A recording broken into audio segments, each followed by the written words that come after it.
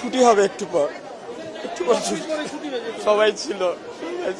তখন আমরা যখন বিল্ডিংটা পড়ে তখন এক সাইডে পড়ছিল, তো তখন সবাই আমরা নামানো শুরু করি। সিঁড়ি দিয়ে যে যেভাবে পারে নামানো শুরু করে।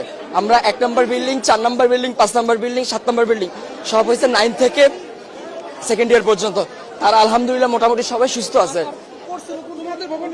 আমাদের ভবন নাম্বার 1 নম্বর বিল্ডিং, জি 8তলা ভবন। আর বিমানটা পড়ছে আপনার হলো জুনিয়র সেকশনে, ক্লাস প্লে থেকে 8 পর্যন্ত।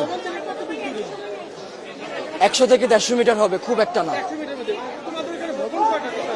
ভবন 7, 8, মোট 7টা বিল্ডিং।